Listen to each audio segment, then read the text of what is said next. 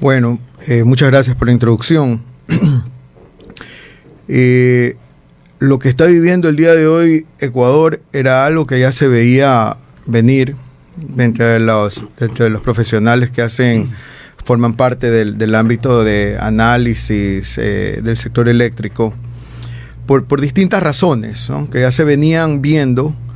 Yo quisiera, primero que nada, explicar cómo funciona un sistema eléctrico para que lo entienda la mayor parte de los que están escuchando esta entrevista. Un sistema eléctrico, vamos a explicarlo como que fuera una cadena de valor, en donde tenemos la producción y las materias primas.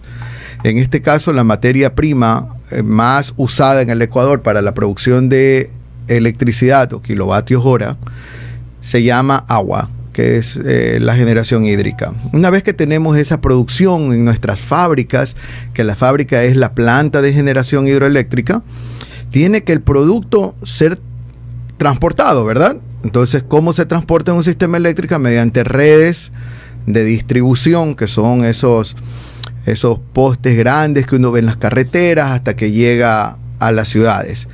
Una vez que llega a las ciudades, tiene que entrar en una bodega, ¿verdad?, al almacenamiento, que en este caso serían las subestaciones, en donde no se almacena, sino que se transforma y luego se lo baja a otra carretera más pequeña.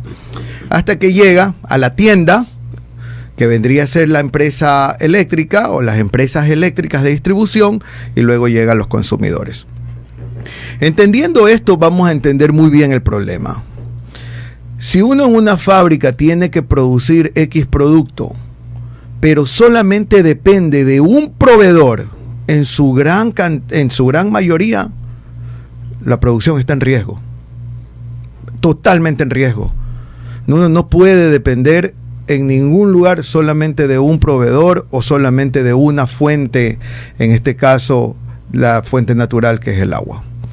Luego de eso, tengo ya el producto y tengo tal volumen de producto y tengo proyectados lanzar nuevas plantas de generación, pero resulta que lo que vendrían a ser las carreteras, que son las líneas de transmisión, se me quedaron muy chiquitas para la cantidad de volumen que voy a mandar.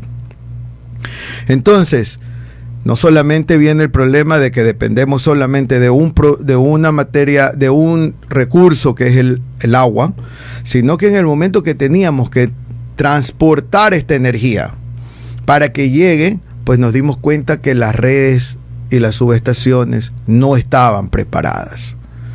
Entonces esto es algo que ya lo veíamos desde hace mucho tiempo, porque el sector eléctrico tiene el Plan Nacional de Electrificación que lo planifican técnicos de primer orden, lo planifican para muchos años dependiendo la demanda, pero lastimosamente estas inversiones, por múltiples razones económicas, políticas, no se realizaron en los últimos años. No se invirtió en los proyectos de generación que tenían que haber entrado en marcha, ya sea por exceso de trámites burocráticos, por precios muy elevados, por cambios políticos, sino que tampoco se utilizó el dinero que tenían las empresas de distribución y de transmisión y generación para hacer mantenimientos y construcciones nuevas.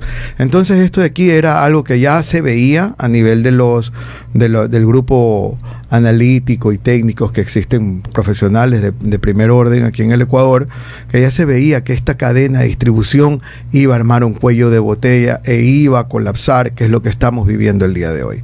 No podemos culpar a la administración actual, porque pues en tan poco tiempo el sector eléctrico no es que es una solución de bueno, vamos aquí y la solución es en este momento. A nivel mundial no vamos a encontrar plantas de generación disponibles y decir, ya la necesito y tráemela. ¿Ya? No creo que sea un culpable. Tampoco podemos satanizar las hidroeléctricas, pues que en este momento nos están salvando. Hay que ver a dónde está el hoyo, dónde está la brecha en la que no se hizo inversión, que según los entendidos y personas que me lo han comentado, se hicieron retiros de dinero de CENEL y de SELEC para gasto corriente, no de las empresas, y utilizaron gastos, incluso dineros que incluso eran de inversión. Entonces todo esto lleva a un resultado como el que tenemos ahorita, pues, y que genera alrededor de 170, 180 millones de dólares de pérdidas diarias a la economía ecuatoriana. Lo que hay, sí. Es una gran verdad lo que usted dice, lo he explicado totalmente como a un colegio. 7 de la mañana, 7 de la mañana, 7 de la mañana y 38 minutos, 22 minutos para las 8 de la mañana con el ingeniero Donald Castillo. Ingeniero, pero en este caso, es economista también usted, en este caso, ¿cuáles son las soluciones en el país a corto, a mediano y a largo plazo? Claro. A ver, a corto plazo, definitivamente tenemos que ir, como les dije, esto aquí no es algo tan fácil, pero algo que está proponiendo el presidente de la República en el proyecto de ley enviado a la Asamblea es la simplificación de trámites. Aunque la simplificación de trámites también entra en la parte ejecutiva, es algo que debería de ser transparentado para eliminar discrecionalidad en la toma de decisiones.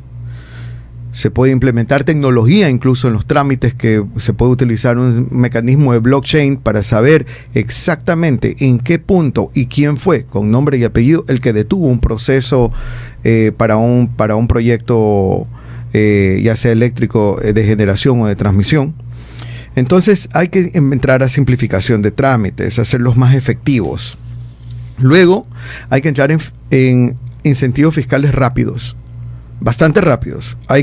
Si el Estado ecuatoriano no tiene el dinero en este momento por la crisis económica que estamos viviendo, no solamente aquí, sino a nivel global, pues inmediatamente tenemos que tener la posibilidad de que el sector privado y el sector industrial, que en este momento está salvando hasta cierto punto la falta de inversión que hubo en el pasado, pues hay que incentivar.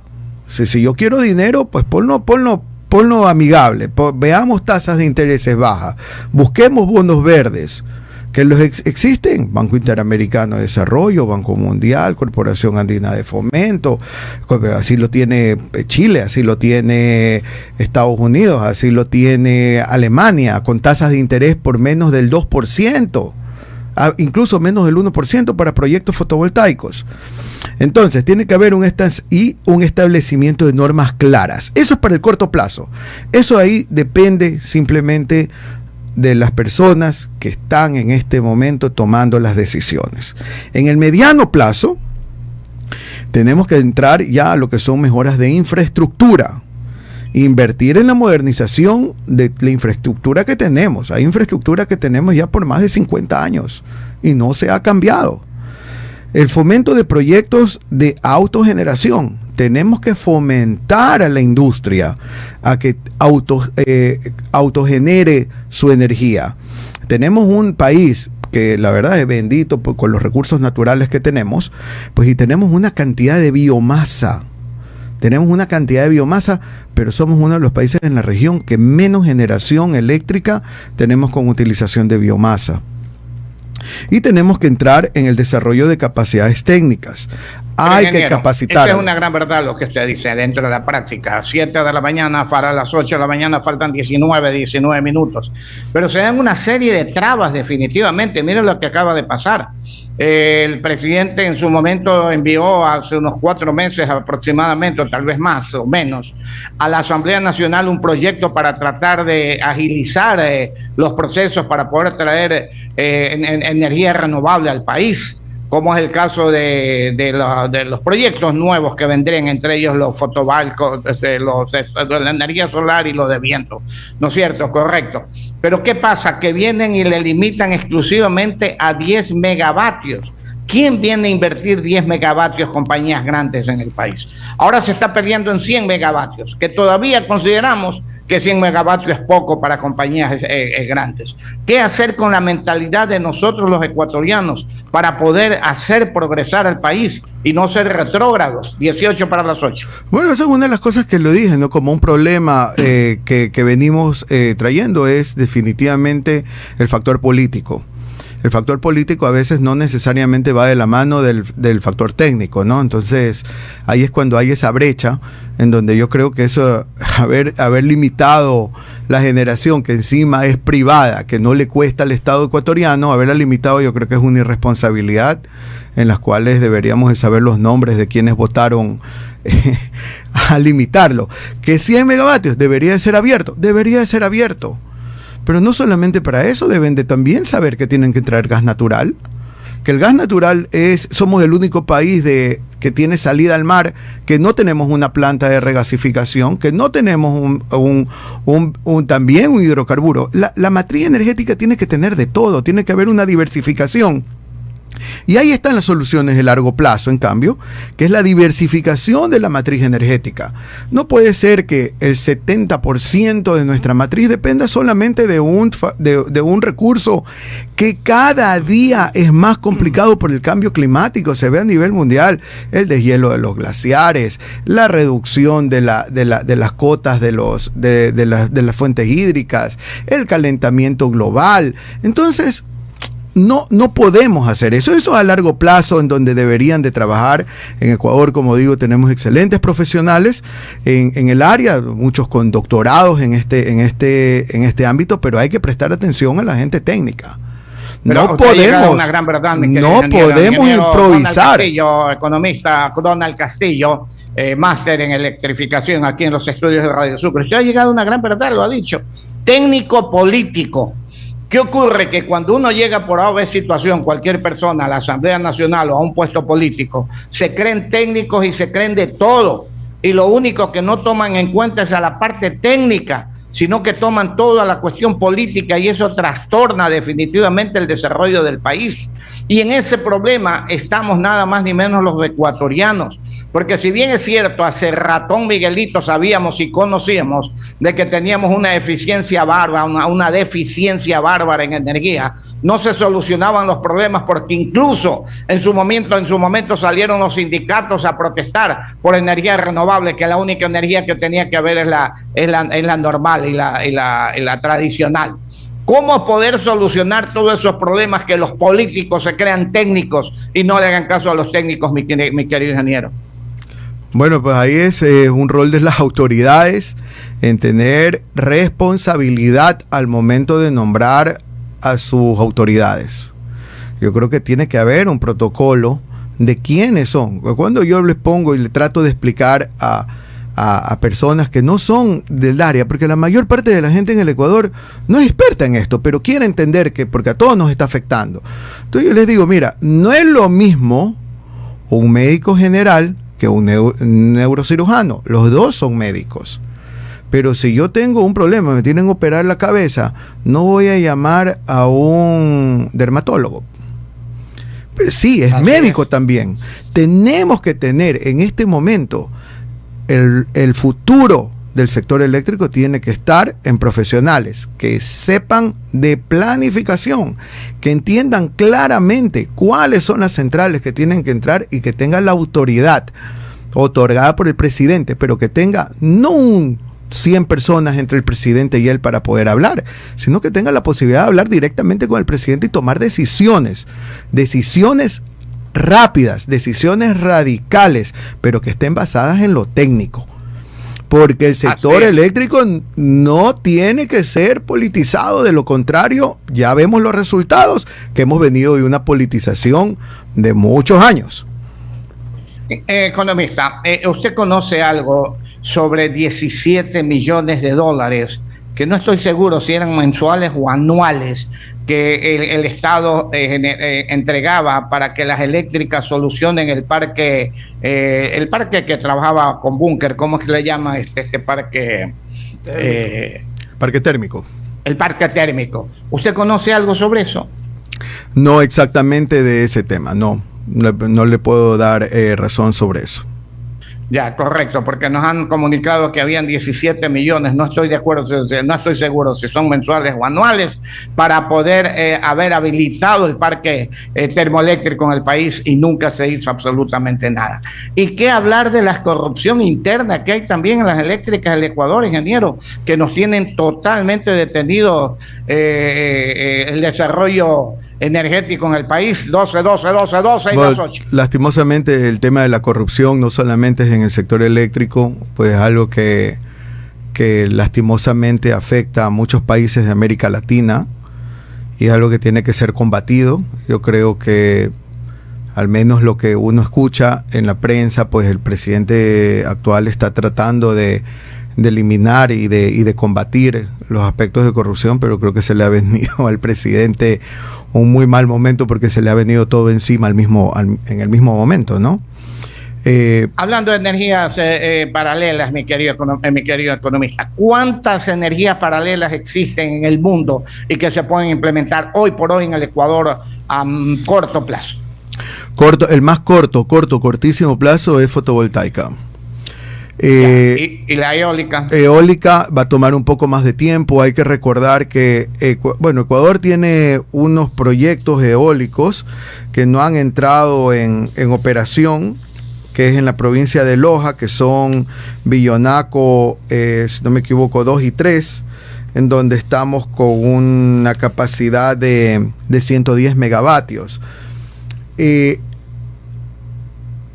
problema con viento es que Ecuador no tiene los vientos del norte de Europa o del Mar del Norte. Ecuador tiene viento, pero recuerda que aquí no tenemos una constancia de viento. Entonces, Ecuador es muy limitado el tema eólico, aunque no hay que desaprovecharlo. Ahora veo con mucho optimismo que acaban de otorgar un crédito por $40 millones el gobierno japonés para la implementación de un proyecto geotérmico, que es utilizando pues nuestro potencial geotérmico, que es del calor de la tierra. De la zona telúrica, de donde tenemos los volcanes, donde tenemos pues todo eso, se utiliza también ese tipo de generación, pero que es bastante limpia. Es que es una gran verdad, nosotros somos bien retrógrados, mi querido ingeniero. Yo desde hace muchos años, 10 minutos y las 8 de la mañana, con el máster Donald Castillo, consultor de proyectos de energía. Mire, máster, yo me acuerdo hace rato, y que por Dios santo aquí no lo hemos hecho por politiquería y por una serie de situaciones que no quisiera ni acordarme, porque cuando me acuerdo ahí quiero tomar Espacinerval definitivamente. Mire, la basura, y usted lo sabe, genera energía eléctrica. ¿Cuántos proyectos de basura no se han dado aquí y no caminan? Empresas enormes y transnacionales han querido unir a municipios y todo para poder poder reunir la basura en un lugar X y generar electricidad y otras cosas que la basura también da otros productos. Sin embargo, no lo hacemos, mi querido máster. A mí me da mucho pesar eso.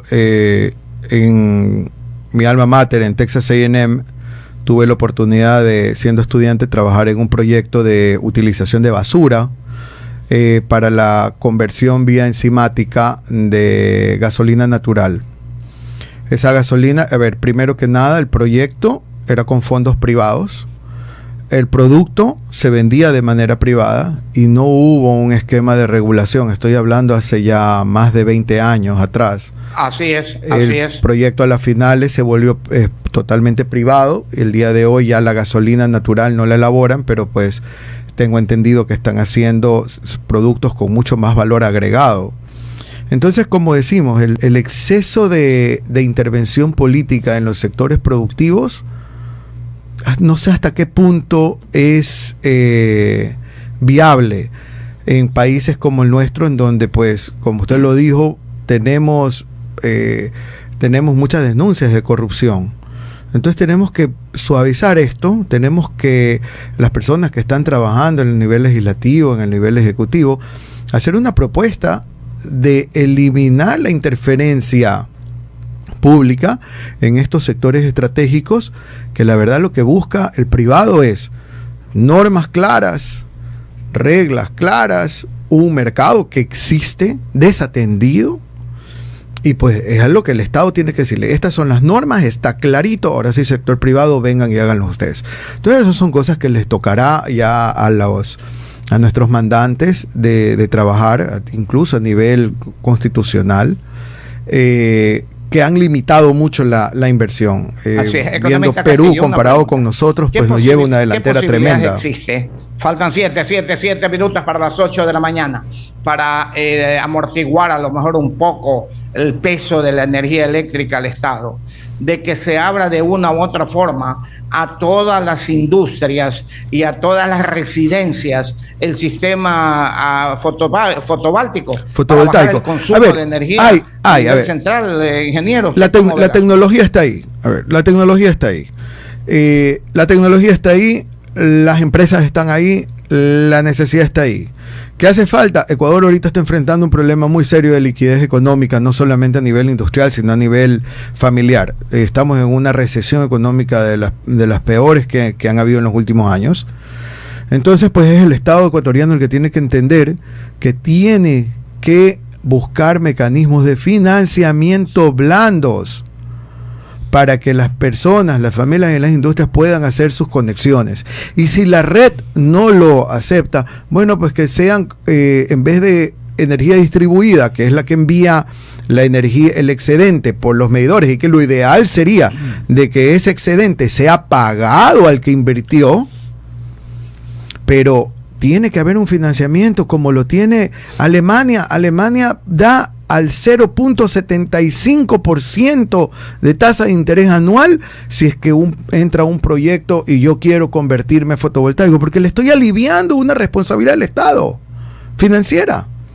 Chile tiene fuentes de financiamiento con préstamos verdes, créditos verdes, que lo que está cobrando es entre el 4 y el 5%.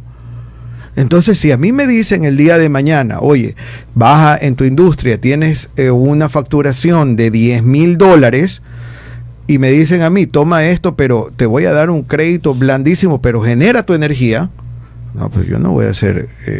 pero si me dan una tasa de interés, que las tasas aquí son exageradamente altas, pues yo veo y digo, ¿sabes qué? Este costo de eléctrico ya lo tengo, pues a la final es lo que hago es que mejor compro una máquina nueva para producir más. Entonces tiene que haber una política de incentivos tributarios y económicos, pero fuertes. Estados Unidos deduce el 30% del valor del proyecto de eliminación del impuesto, de los impuestos que pagan los ciudadanos americanos. Entonces, si un proyecto me da $100,000, pues ellos me dan $33,000 en crédito tributario. No solamente es la eliminación del IVA. El IVA lo que hace es que es un ahorro a liquidez, pero no es un incentivo. Es liquidez, porque a la final, si yo compro algo en 100 y lo vendo en 110, pues yo hago la recuperación del IVA, ¿no? Y cruzo. Entonces, yo creo que sí tiene que ser un poco más agresivo. A las finales al Estado le está costando mucho más dinero el comprar energía a Colombia, en donde hemos llegado a pagar alrededor de 30 centavos el kilovatio hora en momentos pico. Depender que Colombia nos diga ahora no les vendo. Tener módulos de generación eléctrica que son de emergencia, que no son generación en tierra, que también son costosos. Entonces eso lo está pagando a las finales el Estado, lo están pagando todos los impuestos. Yo creo que si hay una propuesta de que haya el crédito, que a las finales la persona, la industria, la familia va a pagarlo, pues estamos aliviándole al Estado ecuatoriano muchísimo dinero, y creo que sería la salvación en este momento, en el corto plazo. Ojo, en el mediano y el largo plazo hay que refortalecer la infraestructura de transmisión, hay que definitivamente entrar en gas natural. Y que no lo hacemos, mi querido máster, es una gran verdad. Faltan 3 minutos para las 8. Economista Osvaldo Calderón Ruiz. 3 para las 8. Lucho Varela también, si les tienen preguntas, por favor. 3 y las 8. Gracias, licenciado. Saludos cordiales, máster Castillo. Yo estoy viendo en su currículum que usted fue asesor de la vicepresidencia de Petroecuador. Así es, fue muy poco tiempo. Muy poco tiempo. Muy poco tiempo. Fue con Oscar Garzón en el año 2017. Yo acababa de graduarme en Canadá, esto siempre lo cuento como una anécdota, y la verdad yo estaba trabajando en Canadá, en una consultora, y yo me despertaba todos los días y veía el cielo hermoso, pero era nieve y nieve y nieve, eran 9 meses de nieve. ¿Y por qué estuvo tan corto tiempo? ¿Por cuestiones políticas? Yo vine de una manera técnica justo para reactivar 2 pozos que estaban sellados, era Pungarayaco y Oglán, para generar electricidad y disminuir el costo que pagaban en electricidad en las petroleras, pero pues al vicepresidente cambiaron las autoridades y a mí me dijeron gracias, chao, recién habiendo llegado. Entonces tuve la oportunidad al día siguiente tuve trabajo nuevamente en otro proyecto en cambio era gas natural, en donde tuve la oportunidad de empezar a trabajar al día siguiente. ¿Usted se vinculó al final de Correa o al inicio de Moreno? ¿Cómo fue? No, yo he trabajado en el gobierno de Correa, trabajé de manera técnica en estos lugares, en el sector privado principalmente, y en la época de Lenín Moreno fui agregado comercial de Ecuador en Miami. Yo le preguntaba esto porque viene por añadidura, usted estando ya en el sector burocrático, una pregunta de cajón: ¿qué se gana o qué se debería de ganar con la declaratoria de emergencia del sector energético, por ejemplo? ¿Qué es lo que se puede viabilizar con una declaratoria de emergencia? Procesos simplificados para la contratación. ¿Se lo está haciendo? ¿Se lo puede hacer realmente? Porque el sector está en emergencia desde hace bastante rato. Economista, yo le voy a hacer una contrapregunta.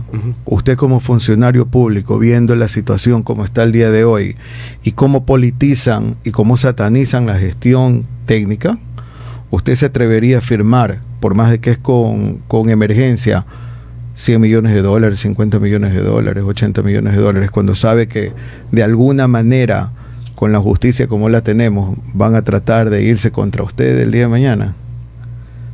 O sea, el problema sigue siendo es la actitud. Exacto. Pues está politizado totalmente. No, es un sector que no deberían de politizarlo. Es un tema técnico. Es un tema que nos está haciendo perder alrededor de 180 millones diarios. Entonces, la economía en este segundo semestre ha decrecido 2%. Y coincidimos, porque aquí también lo hemos esbozado y lo hemos mencionado. Una declaratoria de emergencia, ¿cómo hacen los mandos medios o mandos superiores para tratar de solventar una crisis? Se sabe que después de X, Y periodo o tiempo, vienen otros y los endosan de responsables y lo acusan de ser los culpables de X, Y o Z circunstancias. O quieren hacer renegociación de contrato luego, que es la mayor parte de los proyectos que debieron de haber entrado en operación, entran en renegociación de contratos, viene la siguiente administración, el siguiente gobierno y dice, es que aquí había un error y detienen los proyectos.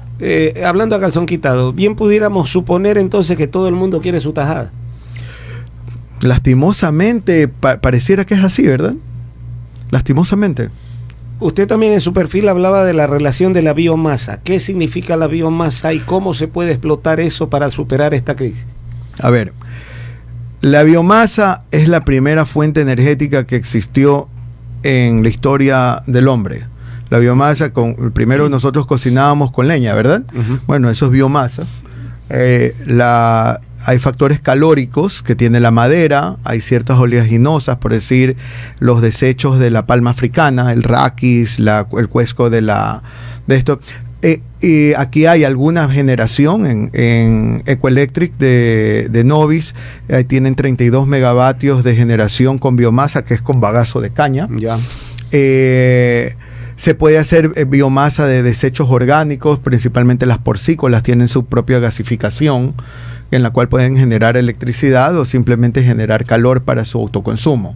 Entonces Ecuador, comparado con los países vecinos, y he tratado de investigarlo haciendo estudios por qué, cuál es la razón que lleva el comportamiento agroindustrial de no llevar más adelante los proyectos, pudiera ser que es una falta de financiamiento, pudiera ser que es un poco costoso, sí, pero pues igual justifica el costo-beneficio. A la final es el costo-beneficio justifica, claro.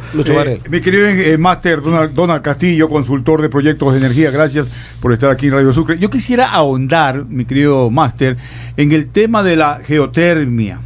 ¿Puede la geotermia poner fin a la crisis eléctrica y cortes de luz en Ecuador? ¿Cuál es el verdadero potencial de la energía geotérmica y qué tan costosa es y cuánto tiempo tomaría su desarrollo acá en nuestro país, mi querido? Definitivamente Ecuador no, eso no es una solución en el largo plazo. Es definitivamente una parte de la diversificación, pero hasta el día de hoy todavía es muy costosa y todavía es poco eficiente en comparación a otras fuentes energéticas. O sea, le falta un poco de más madurez al sector geotérmico. Hay mucho potencial, hay muchas buenas promesas, pero todavía creo que uno de los países que más tiene es Islandia, porque tiene volcanes, están dentro de ellos, son creo que una isla, todos son volcán. Claro, sí.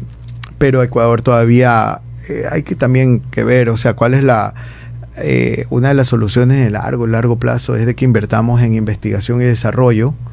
Lastimosamente eso ahí fue cortado dentro de los presupuestos, que yo creo que es una locura cortar investigación y desarrollo, y pues tener una mayor capacitación y envíos de becas a jóvenes que regresen a Ecuador pues con 10.000 tecnologías, doctorados y todo. Una última inquietud de mi parte, mi querido máster. Muchos endosan la responsabilidad de la falta de mantenimiento del sistema térmico de las centrales térmicas aquí en el Ecuador. ¿Cuántas tenemos y de esas realmente se pueden recuperar?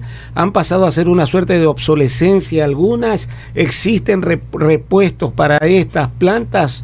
¿Cómo es el panorama en ese sentido? A ver, en el parque térmico que tenemos, pues definitivamente hay muchas que están obsoletas, que están operando. Hay muchas que fueron detenidas por mucho tiempo porque no entraban en operación, se confió mucho en el hidro, lo cual no se debió haber hecho, y hay otras que en realidad fueron diseñadas para ciclo combinado, pero no hay gas, entonces tuvieron que hacerlas generar con diésel o con búnker. Primero que nada, yo tengo mi tendencia siempre va a ser a energías limpias. De los hidrocarburos, la única que, de los hidrocarburos, la única que es la más limpia es el gas natural y que da muy buenos precios. Pero a mí es una locura quemar diésel o búnker cuando el diésel es importado. Y yo voy a tener que subsidiar como Estado ecuatoriano. Y digo yo, porque yo también pago impuestos y a la final me cuesta algo de mí hacer algo que me parece ilógico. ¿Ya? Entonces, yo creo que el térmico tienen que traer máquinas nuevas. Tienen que fomentar a los empresarios. Hay un pocotón Machala Power, 250 megavatios. Tenemos aquí un pocotón de térmicas que debieron de haber entrado y no han entrado por exceso de trámites burocráticos. Entonces tenemos mucha burocracia, mucho centralismo. Termogas Machala, 250 megavatios. Termoesmeraldas 1 y 2, 249 megavatios. Proyecto Termodelfín, 200 megavatios. ¿A qué? A gas. Pero no hay gas. Entonces, ¿dónde está el desfase? ¿Quién es el responsable? ¿Tenemos un responsable con nombre y apellido? ¿Tenemos un responsable? ¿A dónde? ¿Por qué, señor, no entró? ¿Quién fue el responsable de que habiendo esto dentro de la planificación no sucedió? Tiene que haber un responsable. La culpa es de la vaca. Licenciado. Ok, muchas gracias, ingeniero. Se nos vino el tiempo, 8 y 6. Realmente ha sido importantísimo haberlo escuchado en esta mañana, mi querido economista Donald Castillo, máster en energía y consultor de proyectos de energía prácticamente. Realmente ha sido muy importante y conocer ciertas cosas que realmente no la conocíamos a través de su experiencia y sus estudios. Le agradecemos mucho, mi querido ingeniero Donald Castillo. Le dejamos con las últimas palabras. Muchas gracias, licenciado. Muchas gracias, economista. Por favor. Siempre a las órdenes. Y esperemos que este problema, esta situación se acabe pronto, que Dios ilumine las acciones de nuestro presidente y de los mandantes. Ok, muchas gracias al máster Donald Castillo, aquí a través de Radio Sucre, la frecuencia informativa, la marca deportiva. Él es un consultor energético, estudiado en Estados Unidos, en diferentes partes, ha estado en diferentes consultorías y tiene una experiencia vasta dentro de lo que es la energía y conoce el problema energético del país desde hace muchos años. Con un antecedente, antes de que se retire, mi querido ingeniero, que su papá, el ingeniero Donald Castillo, también fue ministro de Energía y fue un gran ministro y conocía con una serie de técnicos de aquella época todos los problemas que tiene Ecuador, y usted vivió toda la vida en eso, mi querido ingeniero. Sí, muchas gracias por recordarlo. Lo recuerdo todos los días y no sabe la falta que me hace. Me imagino. Tuvimos amistad también con su señor padre, un caballero. Muchas gracias, mi querido economista.